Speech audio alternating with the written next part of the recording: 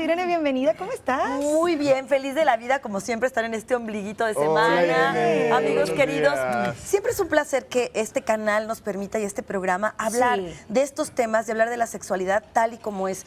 Porque yo creo que hoy por hoy lo que necesitamos es información, es educación y saber los riesgos que tenemos con las prácticas sexuales que consideramos eventualmente pues que no tienen ninguno. Claro, muchas veces se piensa que como no se puede embarazar una persona a través del sexo oral, es seguro. Claro, y quizá este es uno de los primeros mitos del sexo oral, que la boca, que es un área que está fuera de los genitales, no se puede contagiar en una práctica de sexo oral.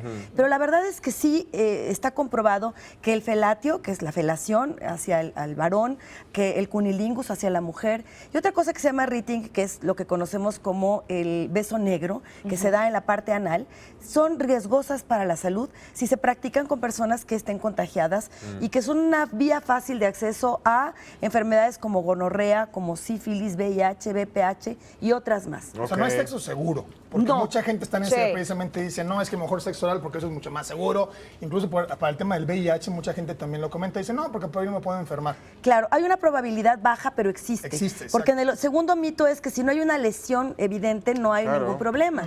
Pero puede ser que las lesiones estén ocultas. Mira, desde, por ejemplo, tú te lavaste los dientes, rayaste, a lo mejor creaste una pequeña lesión, está abierto el torrente sanguíneo, por mínimo que sea. Tienes contacto sexual con alguien que tiene, por ejemplo, virus de papiloma humano o VIH, es una vía rápida de llegada de los virus a tu torrente sanguíneo, a través de la boca. Entonces, claro que aunque sea mucho más bajo el índice de infecciones de transmisión sexual por la vía oral, por supuesto que puede darse un VIH en sexo oral, aunque no sea tan común. O sea, es menos, pero hay. Claro, pero por ejemplo, lo que sí está muy claro que es la primera causa de cáncer de boca y garganta en hombres y en mujeres. La primera. La primera causa. ¿Por la práctica del sexo oral? ¿Cómo es esto? Ahí va. Sabemos que el cáncer, por ejemplo, el cáncer cervicouterino, tiene la primera forma de contagio es a través del VPH, del virus de papiloma humano que se desarrolla como un cáncer cervicouterino. Exactamente lo mismo pasa. Nosotros podemos tener lesiones en el área genital, tenemos sexo oral, o en el área bucal, un VPH, virus de papiloma humano. Hay muchos virus de papiloma humano, recuerden, no solamente en el área genital, sino también muy comúnmente en el área bucal. Tenemos este intercambio sexual. El papiloma se deposita en el área de la garganta y la boca, en el interior de la boca. Entonces, ¿qué sucede? Se empieza a desarrollar, se forman tumores que pueden ser cancerosos. Y eso está comprobado. Más de 6 parejas sexuales con las que yo tenga intercambio, en este caso de sexo oral, me producen un alto índice de posibilidades de que yo desarrolle eventualmente un cáncer de garganta o de boca. Sí es importante, ahora sí que la calidad, pero también la cantidad de parejas sexuales. Esto lo tenemos que tomar en cuenta cuando empezamos a tener una vida sexual activa y decir, no pasa nada, sí puede pasar. Y el virus de papiloma humano hoy por hoy, bueno, pues sabemos que es una de las causas más grandes de la enfermedad que hoy para la mujer es la primera causa de muerte por cáncer, que es el cáncer cervicouterino. Oye, Irene, existen evidentemente varios tipos de preservativos, ¿no? Claro. Para las prácticas sexuales, los condones femeninos, los condones masculinos. Pero ¿existe alguna protección para aplicarlo dentro del sexo oral? Claro, vamos al mito 3, no necesita usar protección para el sexo oral. ¿Sí? Y por supuesto que tenemos que usar condones. En el caso del felatio, del sexo que se practica en el pene, el hombre debe de ponerse un condón. Existen condones hoy de sabores, por ejemplo, que permiten que no sea desagradable el contacto de la lengua con el látex.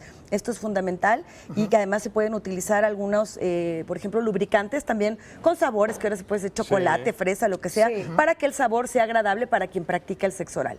En el caso del cunilingus o el sexo que se practica en el área genital femenina o en el ano, se pueden utilizar unas pequeñas plaquitas de látex que se ponen en esa zona que igualmente son sumamente delgadas y que permiten la sensación agradable en esta zona del cuerpo femenino y que, bueno, es la mejor manera de protegerte.